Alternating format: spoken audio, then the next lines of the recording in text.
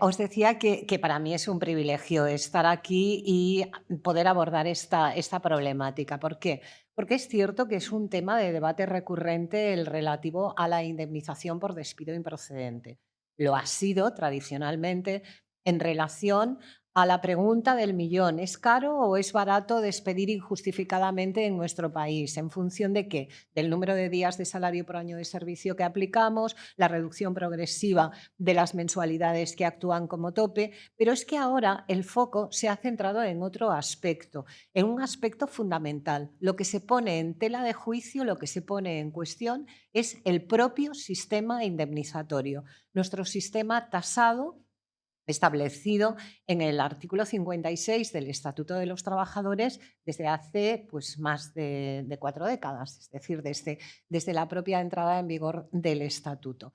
Es cierto que es una discusión la que actualmente se ha planteado, que no nos afecta exclusivamente a nosotros. Sabéis que hay países de nuestro entorno más próximo, como Francia o Italia, donde se ha planteado igual o idéntico cuestionamiento, también en otros más lejanos y más fríos como Finlandia, pero nosotros lo que tenemos ahora mismo es una cuestión relativa a determinar si la previsión del artículo 56 del Estatuto es o no conforme. En primer lugar, por razones cronológicas, con el artículo 10 del convenio 158 de la OIT y a partir del 1 de julio del 21, que fue cuando entró en vigor en nuestro país la Carta Social Europea revisada, si es conforme con las previsiones del artículo 24 de la Carta Social Europea. Sabéis que las previsiones de uno y otro precepto son sustancialmente coincidentes, porque en ambos casos lo que se viene a decir es que en supuestos de despidos injustificados, cuando el órgano encargado de la calificación no tenga la posibilidad de anular ese despido o de imponer la readmisión, como mínimo, ha de tener la posibilidad de establecer una indemnización, comillas, adecuada, cerramos comillas, u otra reparación que se considere apropiada. ¿Se ajusta a esta idea el artículo 56 del Estatuto? Bueno, hagamos un poco de historia. Según el Tribunal Constitucional, sí, porque el Tribunal Constitucional ya tuvo oportunidad de pronunciarse al respecto en relación con la acomodación al artículo 10 del convenio 158 de la OIT. Se trata de dos autos dictados en relación con el cuestionamiento de la constitucionalidad de aquella reforma laboral del año 2012. En esa ocasión hubo, por un lado, el auto 43-2014 de 12 de febrero del Constitucional y, por otro lado, el auto 35-2015 de 17 de febrero. En ambas resoluciones, lo que viene a decir el Constitucional es que el sistema por el que ha optado el artículo 56 del Estatuto es absolutamente conforme con las exigencias del convenio 158 de la OIT. ¿Y por qué lo es? Porque el convenio habla de indemnización adecuada, pero no indica cuáles sean los criterios para determinar dicha adecuación, ni tampoco los parámetros a tomar en consideración para la fijación de la indemnización adecuada. Por lo tanto, se concluye que desde un punto de vista puramente constitucional, el legislador está plenamente facultado para establecer el sistema de indemnizaciones tasadas y se considera que no es ni razonable ni arbitrario establecer ese sistema atendiendo a algo que el Constitucional considera objetivo, que es la antigüedad del trabajador en la empresa y el salario que está percibiendo. Se dice, es un criterio que es correcto, adecuado y razonable. Y por otro lado, canta las excelencias del sistema. Si miráis esos dos autos del Constitucional, dice, este sistema es fantástico porque, en primer lugar, la indemnización tasada viene a ser una indemnización de daños y perjuicios, si bien no se establece en función de los perjuicios o daños reales que se han producido. pero no olvidemos que eso hace que el trabajador no tenga la carga de acreditar cuáles han sido los daños y perjuicios sufridos, ya se los calculamos nosotros. Eso sí, iguales para todo el mundo. Pero esa es una ventaja destacada de forma reiterada por el Tribunal Constitucional. Por otro lado, dice, facilitamos la tarea a los jueces. Jamás hemos sido personas, los y las jueces, tomadas en consideración por esas altísimas instancias. Pero dice que sí, que nos simplifican el trabajo. ¿Por qué? Porque nos mantienen dentro de un corsé. Se nos dice cómo debemos calcularlo y en base a qué. Y eso hace que seres peligrosos como los miembros de la judicatura no tengamos libertad para establecer cuáles son las indemnizaciones que realmente corresponderían si valorásemos de forma concreta cada uno de los casos. Y por lo tanto, se libran de eso que se dice que provocamos, inseguridad jurídica e incerteza. Así que, desde el punto de vista del Tribunal Constitucional, no hay nada mejor que el sistema establecido por el artículo 56 del Estatuto de los Trabajadores. Como os decía, ambas resoluciones fueron dictadas en el contexto del cuestionamiento de la constitucionalidad de la reforma laboral del año 2012 y yo no he sabido identificar a partir de entonces ninguna reclamación, ninguna denuncia que fuera suficientemente relevante de cara a que se hayan producido otros pronunciamientos, sea del Constitucional, sea del Tribunal Supremo, con ese calado. Por lo tanto, digamos que vivimos desde esos dos autos de 2014 una época de paz. Esa época de paz no era compartida, no obstante, en los países de nuestro entorno. ¿Por qué? Porque como la Carta Social Europea ya había sido ratificado por otros muchos países de la Unión Europea, y dado que en algunos de ellos se acometieron reformas laborales que supusieron modificar el sistema del cálculo indemnizatorio aplicable en materia de despido injustificado, se abrió el paso al planteamiento de reclamaciones colectivas que afectaron tanto al sistema vigente en Finlandia, que por vía del diálogo social había modificado el sistema indemnizatorio hasta entonces existente, y también en dos países mucho más próximos a nosotros, tanto geográficamente como normativamente, como es el caso de Italia y es el caso de Francia. Esas reclamaciones colectivas, la primera de ellas, la que afectaba a Finlandia, fue la 106-2014, fue resuelta mediante una decisión de fondo, no mediante un dictamen. Hago hincapié en ello porque si repasáis la doctrina que hasta el momento se ha ido publicando respecto a qué son y qué valor tienen las decisiones del Comité Europeo de Derechos Sociales, insisto, se trata de decisiones de fondo. Son recomendaciones, no son opiniones, ni tampoco son las versiones dadas en una tertulia jurídico-laboral. Son decisiones de fondo. Luego ya veremos qué alcance tienen. Pero como os decía, en el caso de Finlandia, esta reclamación colectiva fue resuelta el 8 de septiembre del 2016 y lo que se declaró en aquel momento es que es incompatible con los requisitos del artículo 24 de la Carta Social Europea revisada el establecimiento de un sistema de indemnización tasada.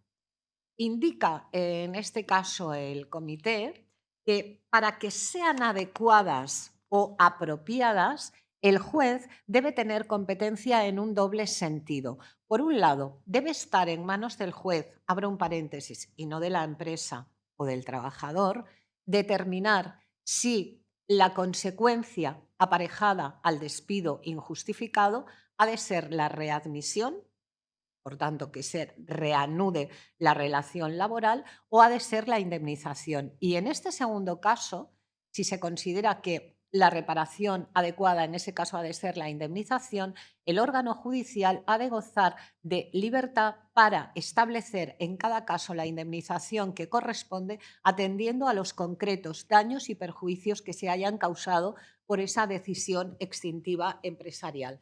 Por lo tanto, lo que se nos indica ya en esa primera decisión es que un sistema que establece topes no está ajustándose al artículo 24 de la Carta Social Europea.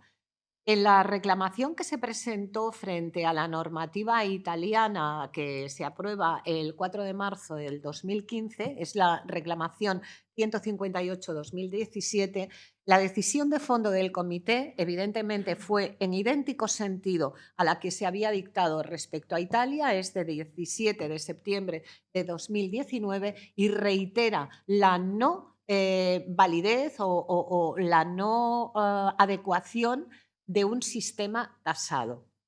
En el caso de Italia, me gustaría comentaros o poner de manifiesto que la decisión o la postura que adoptan los tribunales en aquel caso no tiene nada que ver con la que luego veremos en el caso francés. ¿Por qué?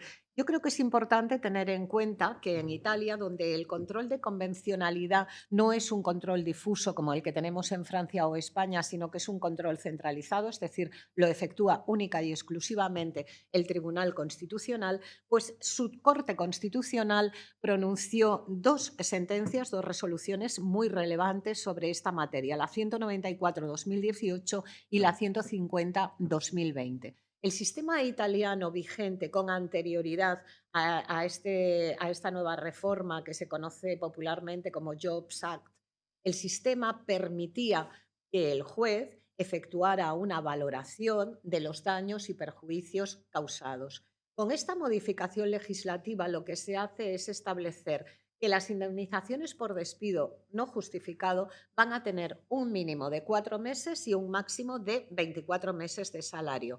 Posteriormente, a través de lo que se conoce como el decreto de la dignidad relativa, se incrementa el mínimo a 6 meses y el máximo a 36. Pero, si veis, se establece, por tanto, un sistema topado. Pues bien, en esta primera sentencia de la Corte Constitucional italiana, la 194-2018, lo que se plantea es si ese sistema topado es o no adecuado a lo que debe entenderse como consecuencia reparadora, resarcitoria de un despido injustificado. Y la respuesta que da la Corte Constitucional italiana es que no. En la primera de esas sentencias se dice literalmente que es excesivamente rígida la determinación de la indemnización por despido injusto, atendiendo únicamente a un criterio. ¿Cuál es? La antigüedad del trabajador. Hacer depender el quantum indemnizatorio exclusivamente de la antigüedad del trabajador, entiende la Corte Constitucional italiana que no responde a las finalidades resarcitoria y, ojo, disuasoria que debe tener la indemnización por despido. Por lo tanto, aquí lo que viene a señalar es que los jueces han de tener la posibilidad de tomar en consideración otros criterios y parámetros para la determinación de ese quantum indemnizatorio a la luz de las específicas situaciones que se produzcan y que deben ser valoradas caso por caso. Y concluye que es irrazonable e inadecuado y, por tanto, constitucionalmente ilegítimo el mecanismo de determinación que se aplica a raíz de la reforma. Este pronunciamiento viene referido, como os decía, al denominado despido injusto. Despido injusto porque la causa no ha quedado acreditada, porque no hay causa suficiente. Y la siguiente sentencia que dicta la Corte Constitucional, la 150-2020, lo que analiza es la indemnización en el caso de que el despido sea declarado improcedente, con arreglo a nuestro lenguaje jurídico, por defectos formales o procedimentales, puede ser calculada única y exclusivamente con base en la antigüedad del trabajador. Tampoco. Es decir, sea cual sea el vicio que lleve a declarar el despido injustificado, sea de naturaleza sustantiva, sea de naturaleza procesal, no es ajustado a derecho, no es razonable calcular la indemnización únicamente con base en la antigüedad que el trabajador tiene en la empresa. Detengámonos aquí. parece muy aperturista el criterio de en la Corte Constitucional italiana, ¿no? Así inicialmente. Pero ojo, fijaros, espero haberlo subrayado, lo único que consideran constitucionalmente ilegítimo es que para el cálculo de la indemnización se tome en consideración un único factor, la antigüedad del trabajador. Pero ojo, nada dice del sistema de topes. Es más, la Corte Constitucional italiana ha considerado que no es contrario a la Constitución el establecimiento de topes indemnizatorios. Por lo tanto, los topes máximos, inicialmente 24 mensualidades, posteriormente 36 mensualidades, no han sido puestos en entredicho por estos dos pronunciamientos de la Corte Constitucional italiana. Bueno, luego podemos determinar si eso es o no es congruente con las respuestas que las decisiones de fondo del Comité Europeo de Derechos Sociales ha dado en esta materia. En el momento en que se dictan estas resoluciones de la Corte Constitucional italiana, se habían producido también ya varias reclamaciones contra Francia. El caso de Francia veremos que es diferente. Concretamente, había dos reclamaciones del 18, de 2018, la 160 y la 171, y otras dos de 2019, la 175 y la 182, en todas las cuales se denuncia que la reforma introducida, conocida popularmente como baremo Macron, no se ajusta al artículo 24 de la Carta Social Europea. Ojo, con carácter previo se había formulado ya una denuncia contra esta reforma por parte de una organización sindical, pero indicando que tampoco se ajustaba al artículo 10 del convenio 158 de la OIT. Por lo tanto, había dos canales diferentes de denuncia en marcha contra la nueva legislación francesa. En ese contexto, no sé si coincidiréis conmigo que claro no era, la Sala Social de Cataluña se topa con su primer asunto en el que accede a su aplicación una reclamación de indemnización complementaria por considerar, cuando se produce esa reclamación, la Carta Social Europea no estaba vigente, por considerar que la indemnización prevista en el artículo 56 no se ajusta a las previsiones del convenio 158 de la OIT.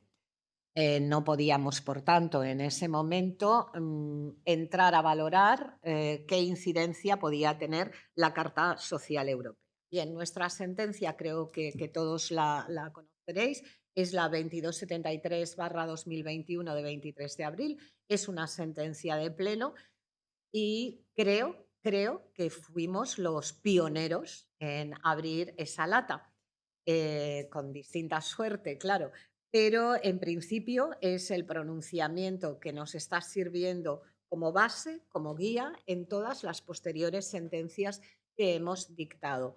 No es un criterio unánime, pero nosotros tenemos una norma no escrita que cuando hay una sentencia de pleno discrepamos en el momento del pleno y hacemos el voto particular en el momento del pleno, pero a partir de ahí asumimos, puesto que somos un único órgano colegiado, aunque estemos divididos en secciones, somos un único órgano, asumimos esa declaración que hemos hecho en la sentencia de pleno.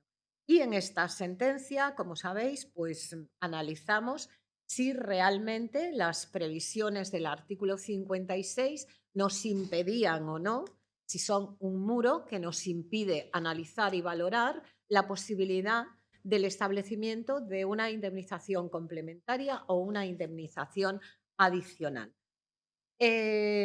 Uno de las afirmaciones que efectúa el ponente en la sentencia es que ese artículo 56 en la práctica no es conforme ni siquiera con el artículo 4 del convenio 158 de la OIT, porque, como sabéis, desde que se eliminó el despido nulo radical por carente de causa, lo que tenemos es que la declaración que corresponde cuando el despido no tiene causa es de improcedencia. Y por lo tanto, la consecuencia para todo despido improcedente, sea porque no tiene causa y ha sido acordado en fraude de ley o con abuso de derecho, sea porque no se ha acreditado suficientemente la causa en juicio, sea porque la causa no es lo suficientemente grave como para justificar el despido, o sea, por única y exclusivamente defectos formales, sea en el contenido de la carta o en el cumplimiento de otros requisitos, la consecuencia de cualquiera de esas situaciones es siempre la misma. Una indemnización de 33 días de salario por año de servicio con el tope correcto. Claro, decimos, eso no da realmente respuesta o no se ajusta a las previsiones del artículo 4. ¿Por qué? Porque lo que está posibilitando esta regulación legal es el desistimiento empresarial. Lo está posibilitando clarísimamente. Simplemente pago la indemnización que corresponde. Por lo tanto, hay una serie de despidos antijurídicos en los cuales el tratamiento resarcitorio idéntico a esos otros supuestos que os decía, pues desde nuestro punto de vista no es correcto ni se ajusta a las exigencias de los instrumentos internacionales que nuestro país ha suscrito y que están publicados en el Boletín Oficial del Estado. Por otro lado, también apreciábamos, tras hacer esa primera matización, que la indemnización tasada del artículo 56 en algunos supuestos excepcionales, no como regla general, en algunos supuestos excepcionales puede resultar insuficiente o inadecuada, porque no está compensando la totalidad de los daños y perjuicios que algunos despidos pueden haber causado. De ahí que consideremos que, aunque sea no de forma generalizada, sino de forma excepcional, quepa el reconocimiento de una indemnización adicional en determinados supuestos. Ahora bien, ya en ese pronunciamiento de pleno creo que dejamos establecido claramente el criterio y es que literalmente decimos que el establecimiento de esa indemnización adicional es una posibilidad inusual. Inusual. No estamos diciendo que todos los supuestos merezcan indemnización adicional, solamente en determinados casos. Y además de ser inusual, es indispensable desde nuestro punto de vista que se limite de una forma objetiva, porque si se deja total y absolutamente en manos del órgano judicial la determinación de lo que cabe en cada caso, podemos abrir la puerta a subjetivismos que sí pueden dar lugar a incertezas e incluso a discriminaciones entre unos y otros supuestos.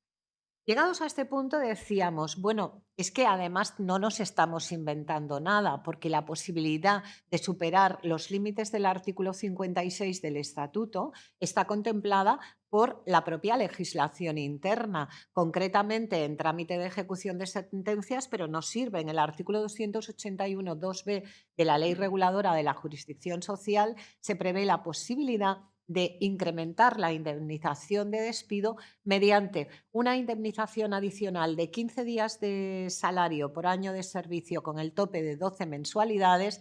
Cierto es en ejecución de sentencia, cuando ha habido, digamos que, unos perjuicios adicionales derivados de un comportamiento inadecuado por parte de la empresa. Por tanto, ahí decíamos, sabemos que es un trámite previsto para ejecución de sentencia, pero nada nos impide efectuar una aplicación analógica para aquellos supuestos en los que se den los requisitos que consideramos imprescindibles para aplicar esa indemnización adicional. También en alguna ocasión hemos dicho esa indemnización adicional también se prevé en aquellos casos en los que se aprecia que el despido se ha producido con vulneración de derechos fundamentales. Ahí no hay ninguna incompatibilidad en establecer además una indemnización de daños y perjuicios.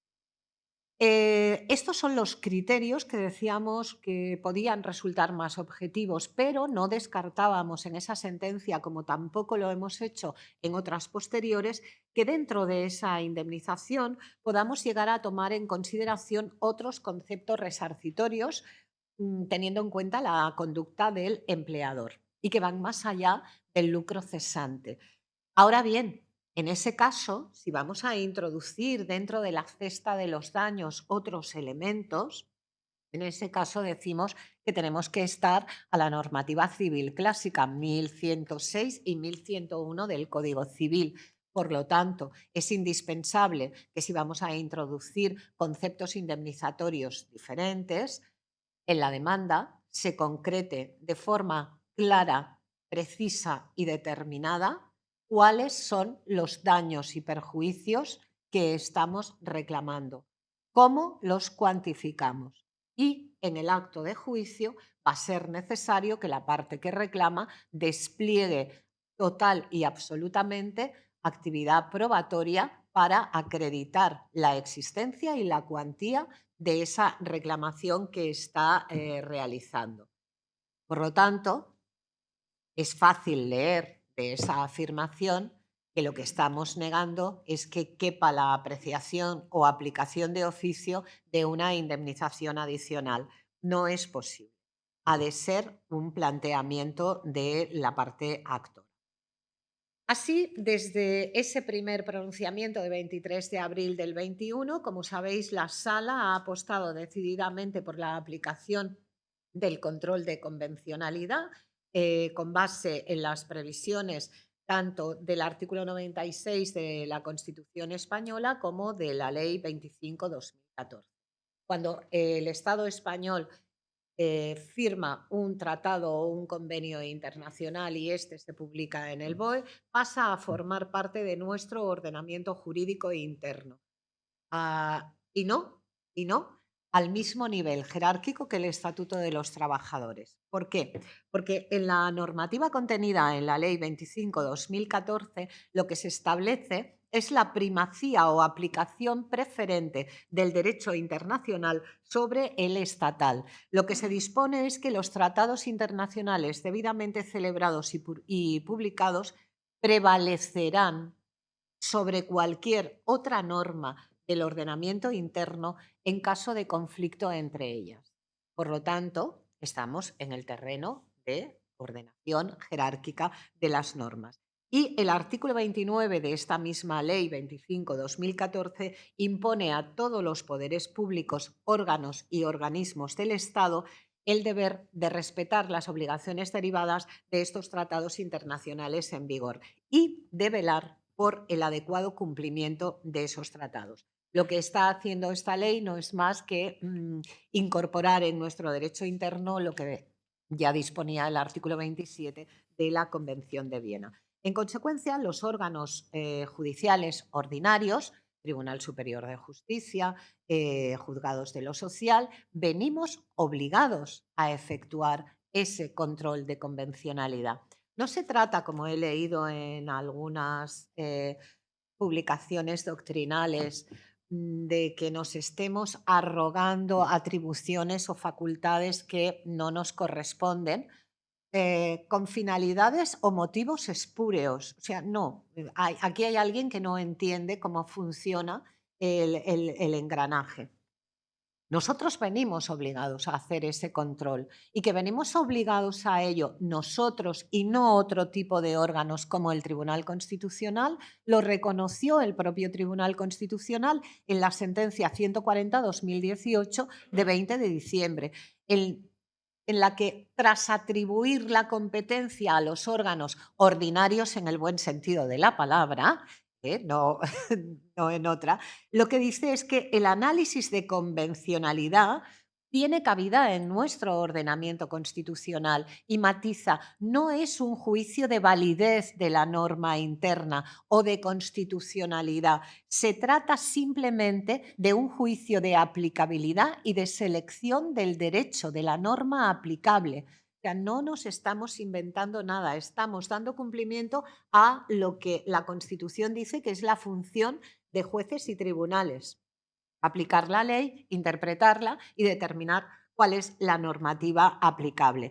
Y además hay un plus de seguridad porque el planteamiento o la decisión que los órganos ordinarios adoptemos en esta materia es revisable ante el propio Tribunal Constitucional. Por lo tanto, ante un eventual desajuste entre la norma interna con la norma internacional, la norma interna no la invalidamos, simplemente decimos que esa norma interna no es de aplicación a este caso concreto, sino que lo es la normativa internacional. Seleccionamos la norma aplicable. A dicho pronunciamiento inicial, que como os decía es nuestra guía, nuestro referente, han seguido muchísimas otras sentencias de la Sala, en todas las cuales mantenemos la posibilidad excepcional de reconocimiento de la indemnización, pero también en todas ellas hemos dicho que solo cuando concurran los requisitos que hemos ido explicitando. Y de hecho, solo hemos reconocido 2 veces la indemnización adicional en una sentencia de 30 de enero del 23, que personalmente creo que tal vez no era el asunto más claro para aplicarla, pero bueno, está fundamentada y compartida. Y la más reciente, de 22 de mayo de 2024, que creo que además es un caso de libro en el que la indemnización del artículo 56 en absoluto reparaba los daños causados al trabajador. Os la resumo muy por encima por si alguien no la conoce. Se trata de un asunto en el que un trabajador que presta servicios para un determinado instituto pasa a tener contratación con una empresa privada y por ese motivo causa excedencia voluntaria en donde estaba prestando servicios.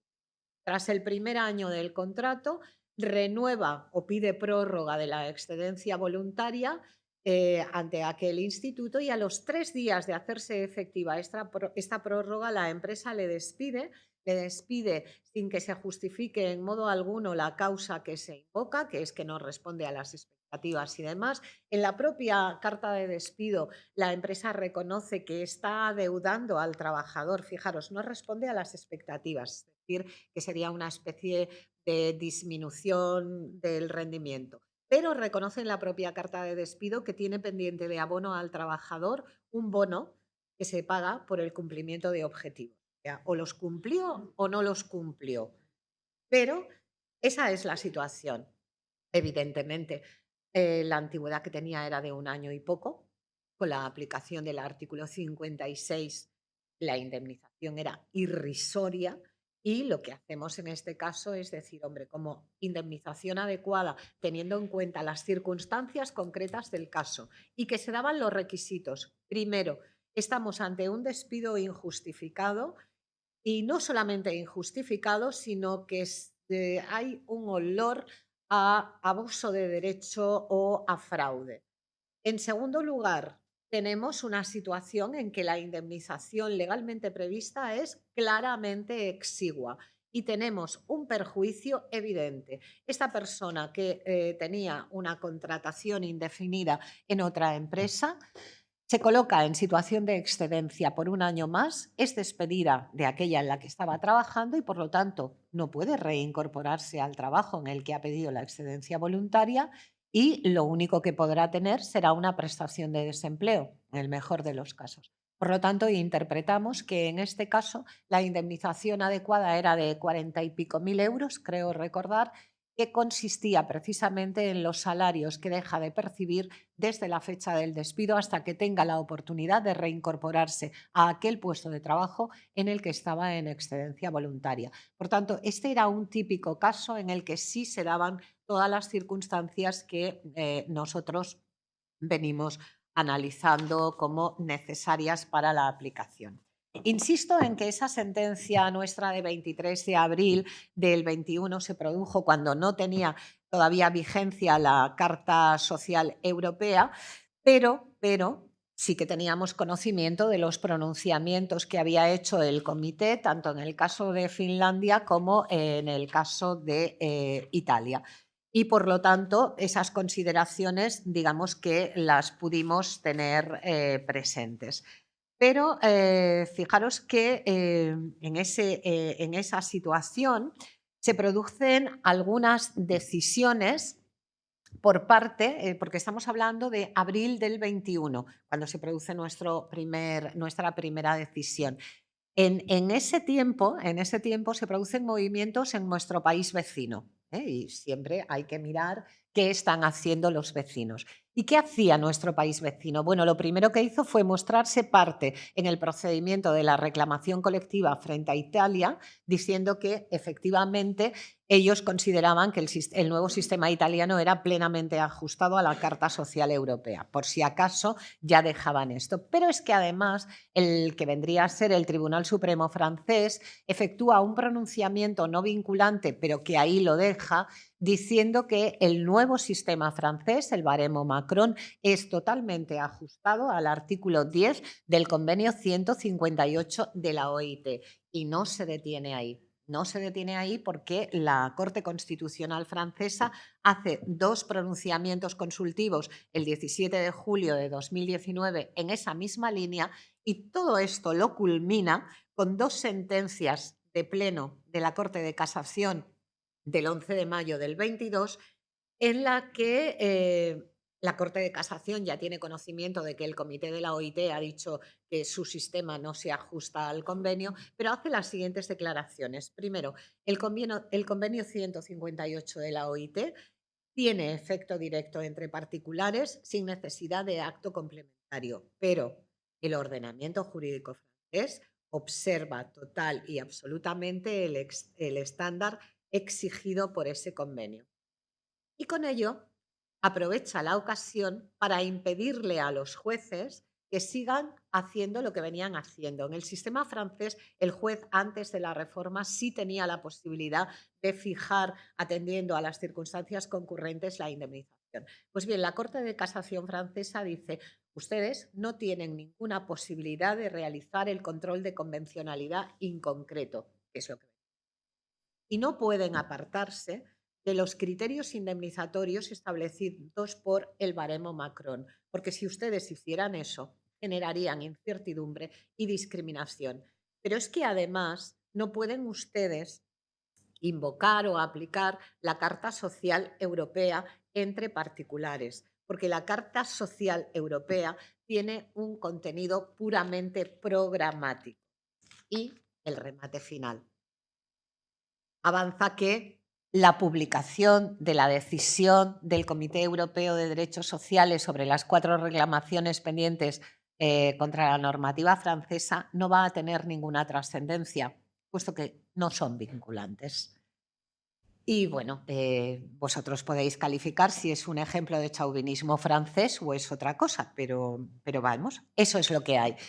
He de decir, no obstante, que el otro día lo comentábamos Macarena y yo, los franceses, los jueces franceses no son tan obedientes como nosotros. Y lo que dice el Tribunal Supremo o la Corte Constitucional consideran que pueden discutirlo siempre y cuando lo fundamenten. Y así lo han hecho.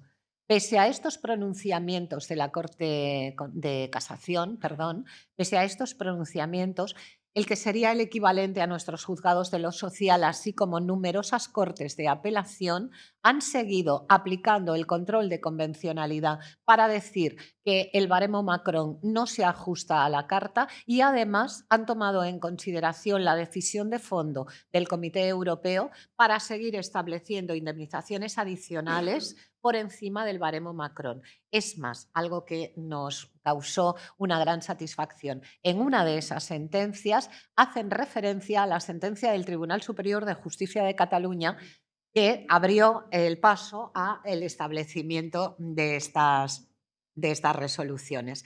Por tanto, ahí estaba la situación cuando en el tiempo más o menos, fijaros que esto es de mayo del 2022, en marzo del 2022 es cuando el sindicato UGT presenta la reclamación colectiva contra nuestra legislación.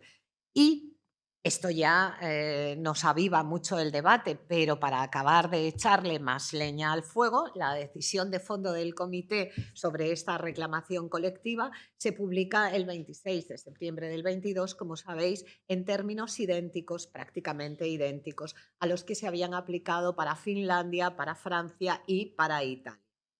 Eh, Tenemos una decisión de fondo del Comité Europeo de Derechos Sociales que viene referida a nuestra propia legislación interna. ¿Y qué tenemos que hacer con ella? Bueno, nosotros hemos seguido aplicando nuestros criterios porque consideramos que nuestra labor, como os decía, es en el asunto que llega a nuestras mesas determinar cuál es el derecho aplicable. Por lo tanto, la aparición de esa decisión del Comité Europeo a nosotros, digamos que no nos produce ningún tipo de terremoto jurídico. Ha venido a coincidir incluso con lo que estábamos diciendo. Pero sí que es verdad que a nivel doctrinal, sobre todo, se ha producido un auténtico debate sobre si tienen o no tienen carácter vinculante estas decisiones y, en su caso, a quién obligan. Para nosotros, como os digo, a nivel judicial es una discusión bastante secundaria, porque nosotros vamos a seguir haciendo nuestra función. Pero tal vez sería importante recordar, porque es una discusión doctrinal, pero también a veces tiene reflejo en los recursos de suplicación y en las impugnaciones, creo que sería interesante recordar que la Carta Social Europea es el tratado internacional más importante de derechos humanos sociales. De hecho, es conocida como la Constitución Social Europea.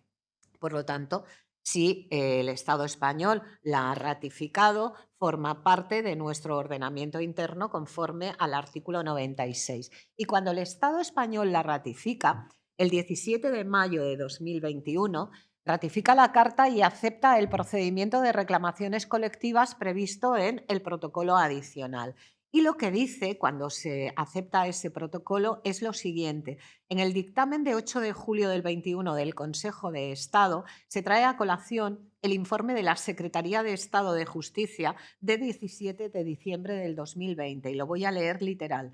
En ese informe se dice que el tratado, la Carta Social Europea revisada, es jurídicamente vinculante y las decisiones del Comité de Expertos, ahora ya Comité Europeo de Derechos Sociales, son de obligado cumplimiento.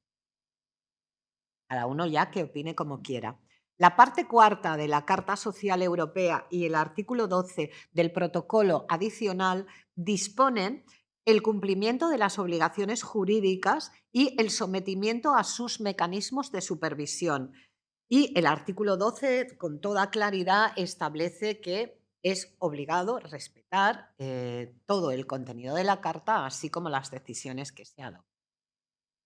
Es evidente que no se trata de jurisprudencia, es evidente que no son resoluciones judiciales, pero eso no significa que no tengan ningún valor o que tengan el mismo valor que la opinión dada por un tertuliano en cualquier debate televisivo. No es lo mismo. Y que eso no es así lo ha dicho el propio Tribunal Constitucional y lo ha dicho también el Tribunal Supremo, eso sí, la Sala Tercera, que es últimamente mucho más que la cuarta, pero concretamente el Constitucional en la sentencia 116-2006 de 24 de abril analizaba cuál era el valor de los dictámenes del Comité de Derechos Humanos de la ONU en relación con el Pacto Internacional de Derechos Civiles y Políticos y señalaba claramente: los dictámenes no tienen fuerza ejecutiva directa para anular los actos llevados a cabo por los poderes públicos nacionales. No tienen el carácter de resoluciones judiciales. ¿Por qué?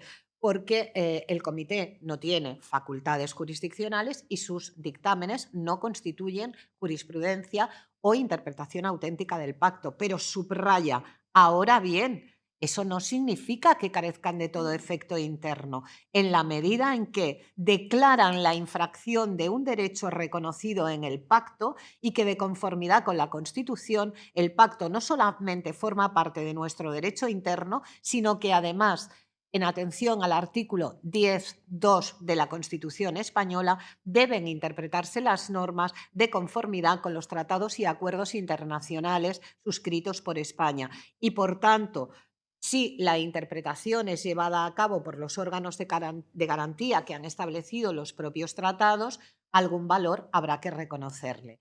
La Sala de lo Contencioso del Supremo, en la sentencia 1597-2023 de 29 de noviembre, efectúa un pronunciamiento similar en relación con la determinación de cuál es el procedimiento adecuado para exigir responsabilidad patrimonial al Estado por un funcionamiento anormal de la Administración de Justicia. Y ahí, si cabe de una manera incluso más tajante que el Tribunal Constitucional, dice que las obligaciones internacionales relativas a la ejecución de las decisiones de los órganos de control cuya competencia ha aceptado España, hemos ratificado el protocolo, en el protocolo está el procedimiento y quién tiene la competencia, dice, deben formar parte de nuestro ordenamiento, no son resoluciones judiciales, pero no por ellos son inexistentes. Hay una sentencia del Constitucional, la 61-2024, más reciente,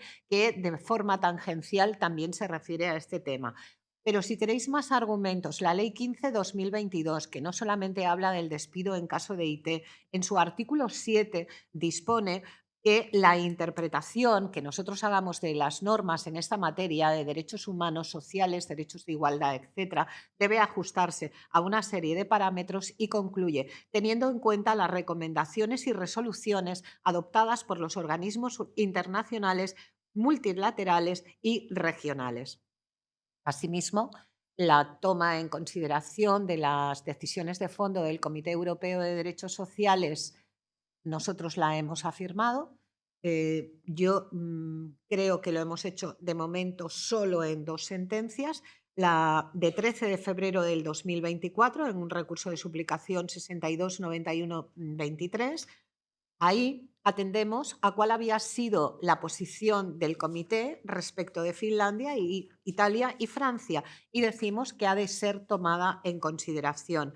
En la sentencia de pleno 1347-2024 de 5 de marzo, que todos conoceréis porque es aquella en la que nos planteábamos si debía calificarse como despido la extinción del contrato de una trabajadora por haber llegado a la edad de jubilación, introducimos una frase en la que decimos que las decisiones de fondo del comité tienen para nosotros un valor parajurisprudencial.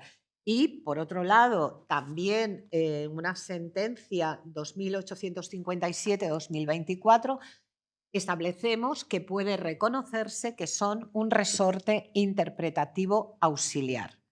Sea como fuere, lo que os decía, una cosa es la discusión y el debate a nivel doctrinal, que está alcanzando unos niveles de agresividad realmente preocupantes.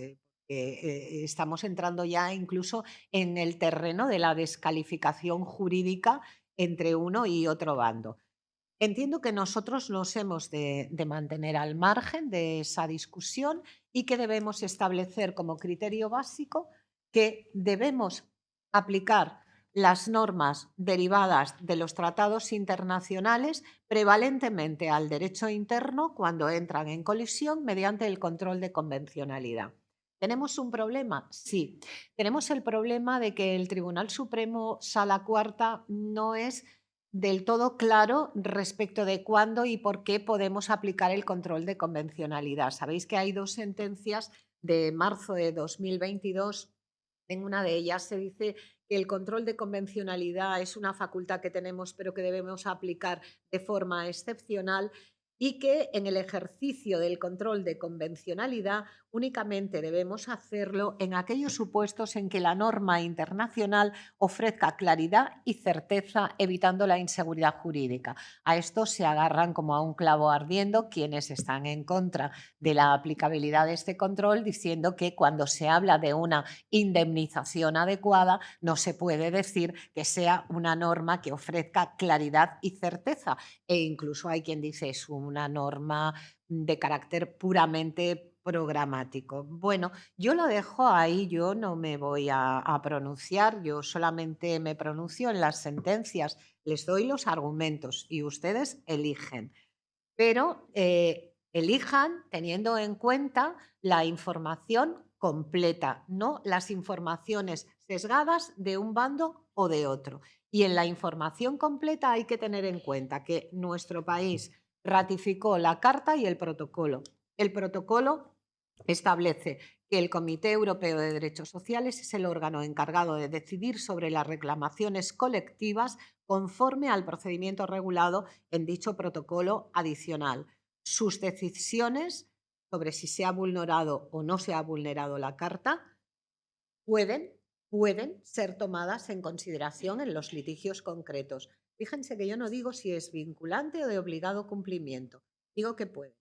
El argumento de que decisiones como la relativa al 56 del Estatuto se han producido para Finlandia, para Italia y para Francia y que eso no ha determinado modificación legislativa alguna, me parece un argumento muy pobre. Es decir, que se incumplan determinadas decisiones, resoluciones o recomendaciones, me parece llamar a una actitud poco adecuada con los compromisos internacionales que hemos suscrito. Por tanto, para mí no es un argumento válido y creo que las decisiones de fondo tienen valor y dejo al criterio de cada uno de ustedes determinar si el valor es vinculante, si es interpretativo o si simplemente no tiene más allá que el valor de una opinión.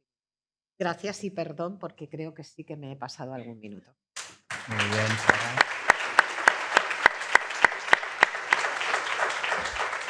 Sí que has superado un poco, pero no me atreví a cortarte. Entonces, Sí porque han sido 5 minutos de más, yo creo que valían mucho la pena. Yo me he sentido como en la facultad tomando notas. Tengo montones de preguntas. Bueno, podemos abrir. Yo tengo varias preguntas. Si no queréis romper el hielo, yo lo puedo romper, pero creo que el foro igual tiene preguntas más interesantes e inteligentes que las mías. Así que adelante. Tenemos 10 minutos para no solaparnos en exceso con la última de las ponencias. No sé si hay alguna pregunta. ¿No? Sí, adelante. Y daban la hora.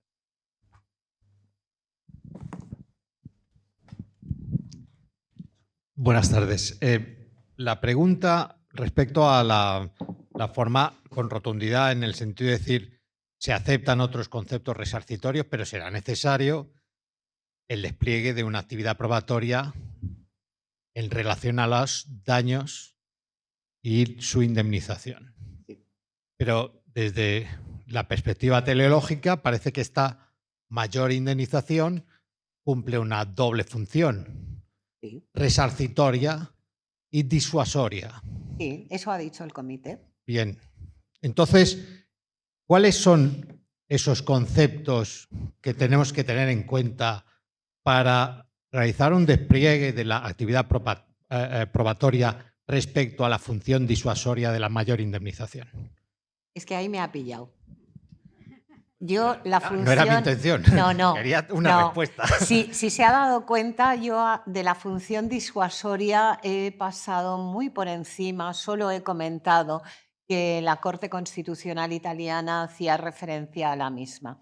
¿Por qué? Por varios motivos. Primero, porque ese carácter disuasorio de la indemnización no aparece en el tenor literal de la norma. La norma habla de una reparación, de una indemnización adecuada u otra reparación que se considere apropiada. El carácter resarcitorio está ahí y también lo está, porque lo ha introducido el comité, el que pueda haber la readmisión como reparación apropiada. Pero, ¿de dónde saca el comité la finalidad disuasoria? Porque yo creo que esto sí que puede abrir la puerta a interpretaciones que sean contrarias al principio de seguridad jurídica. Me explico. Tenemos varios recursos de suplicación en los que hemos tenido que abordar este tema. En uno de ellos se decía la indemnización del 56 es exigua, por lo tanto no es disuasoria y ya me corresponde directamente una indemnización adicional. No, perdone. Para que determinemos que la indemnización es exigua, tenemos que valorar varios parámetros. Si estamos ante una relación laboral de muy corta duración, que por ejemplo ya ha nacido con vocación de temporalidad desde el principio, los 33 días de salario por año, puede ser que la cantidad sea poca, pero no por eso exigua, porque los daños que usted me acredita, si son solamente esos, la pérdida del empleo, no me permite ir más allá. Entonces yo creo que la utilización del término disuasorio ha abierto la puerta a una interpretación equivocada y es considerar que siempre tiene que ser una indemnización superior. Creo que en este error cayó incluso la ministra de Trabajo cuando dijo esto lo vamos a solucionar incrementando la indemnización por despido. No, si no le está diciendo eso el comité, lo que le está diciendo es que no ponga un tope máximo porque eso impedirá en algunos casos la reparación, la restitutio in integrum que se dice. Entonces, que sea disuasoria. Claro, es que además lo de la disuasión viene por el hecho de que si yo ya sé lo que voy a tener que pagar como indemnización, ya no hay disuasión. La disuasión para usted y para mí igual no es lo mismo. Entonces, me parece que es un concepto peligrosísimo, carente de fundamento en el tenor literal de la norma y que además no es la finalidad. Disuadir de despedir no se consigue simplemente con una mayor o menor indemnización, sino con una regulación adecuada del despido causal, etc. Por lo tanto, yo elementos para la disuasión, le digo, me pilla porque yo no soy partidaria de establecer como elemento central la disuasión. De hecho, como intuía que por ahí podía haber alguna pregunta, en alguna de las sentencias que hemos dictado señalamos literalmente que no basta con la exigüidad de la indemnización o con la apelación al carácter disuasorio para justificar una indemnización complementaria. Pero ya le digo, es una opinión, aquí sí que digo que es una opinión. Es cierto que el comité habla de ese carácter o esa finalidad disuasoria. Yo creo que tiene una finalidad resarcitoria, compensatoria, de restitución, pero la disuasión me resulta más peliaguda.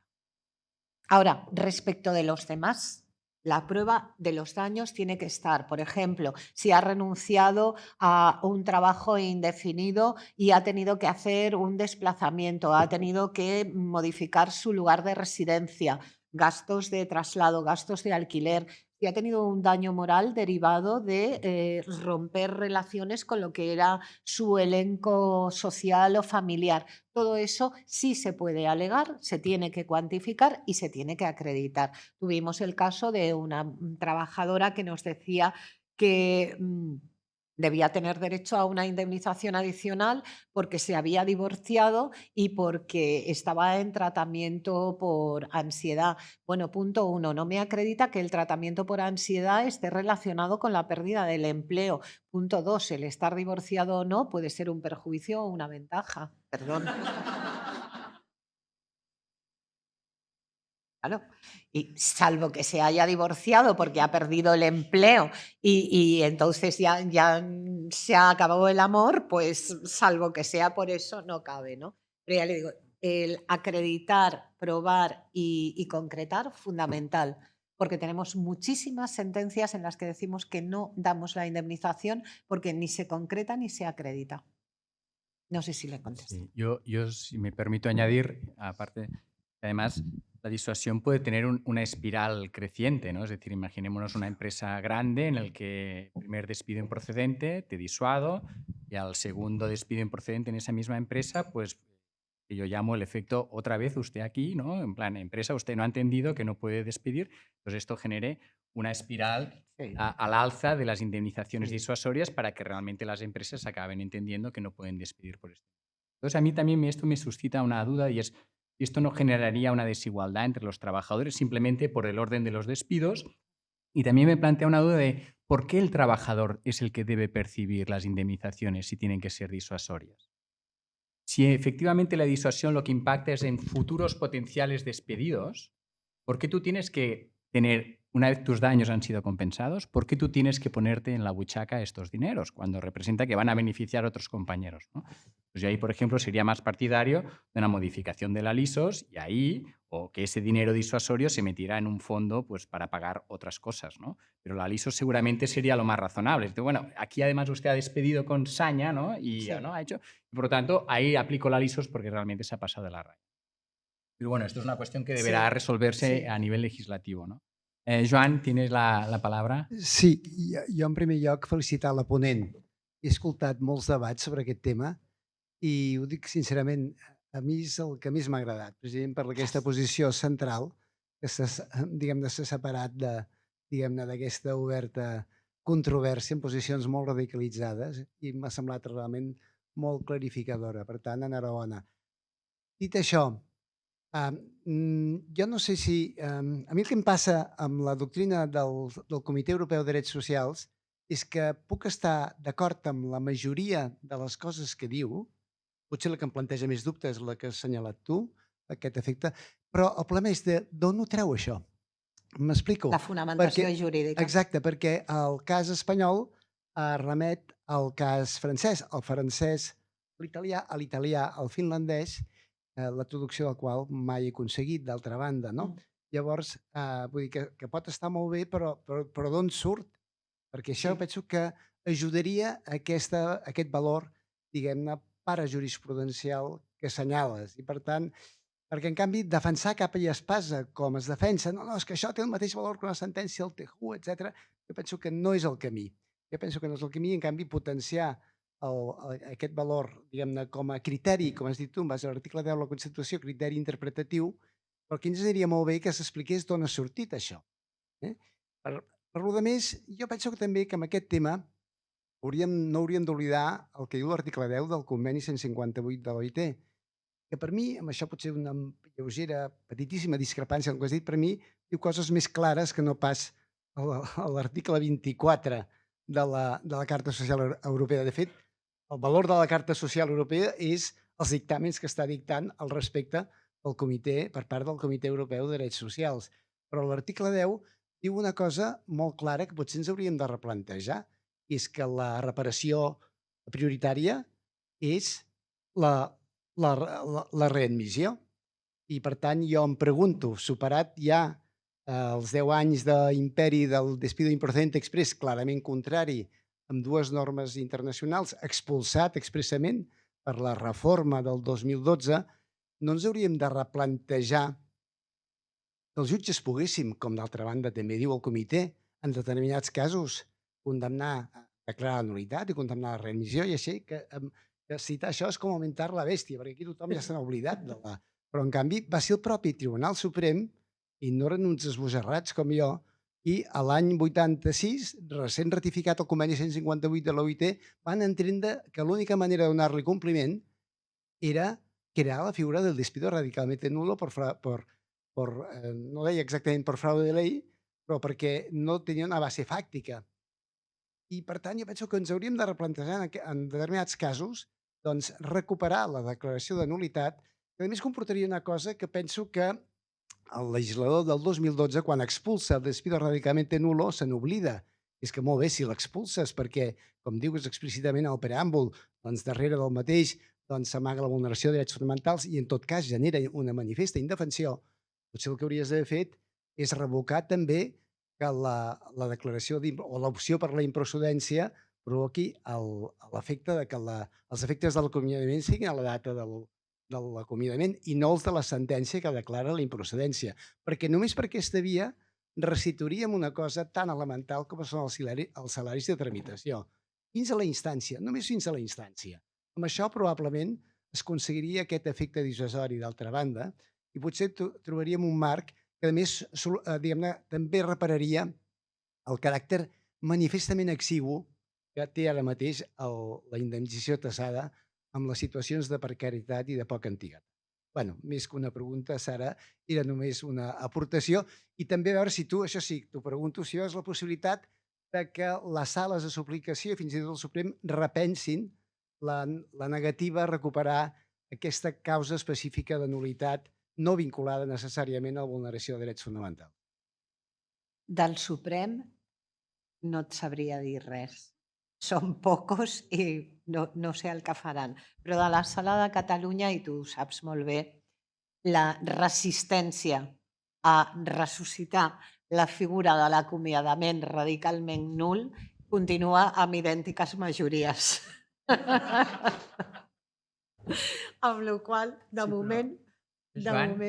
Em deixes afegir una cosa? Si es llegeix la resolució del CEDS darrere sobre el cas espanyol, diu que el que obliga la carta és la restitució dels salaris durant el temps que dura el... Per tant, segons aquesta carta, està dient que els salaris a tramitació és una obligació derivada del propi article 24. Què ha passat? No ho diu, però el CEDS ho està dient. Llavors, i de fet és una de les qüestions que ha plantejat Comissions Obreres a la reclamació que hi ha ara en marxa, que sembla ser que resoldrà, crec, a mitjans de l'any que ve, més o menys. Però això ja ho està dient el CEDS. No? Llavors, per això l'efecte vinculant té aquesta... Jo prefereixo que les resolucions del CEDS siguin vinculants, perquè si només és una qüestió paralegal, ens trobarem que anirà per barris. I no sé què és pitjor. És a dir, perquè dependrà d'on t'hagi tocat, és el que els psicòlegs parlen ruïdo, no? Pues dependrà no amb un to, sinó que dependrà d'on t'hagi tocat, pues resultarà que aquí diran que sí i aquí diran que no. Jo quasi prefereixo que sigui vinculant, perquè aleshores tothom tindrà les mateixes regles. Que siguin, però hauria de ser... Però jo també comparteixo amb tu que moltes vegades mires de trobar la fonamentació de totes aquestes resolucions i és una mica a mitja. Sí, això és una carència en totes les decisions. És una carència en totes les decisions que s'han publicat i és precisament un dels arguments que s'utilitzen per dir que no tenen caràcter vinculant, perquè no són decisions jurídiques, donat que no hi ha fonamentació jurídica. I dius, clar, això s'hauria de cuidar, perquè realment, quan et diuen són opiniones, bé, no del tot, però sí que és veritat que el fonament jurídic el trobes a faltar, amb la qual cosa això s'hauria de treballar i valorar. Més temps per més intervencions. L'únic que puc fer és agrair a la Sara, com ha dit el Joan, una ponència meravellosa, fantàstica. I ara sí, sense solució de continuïtat, donem pas a la tercera de les ponències. No abans, sisplau, un altre aplaudiment perquè crec que estàs molt bé.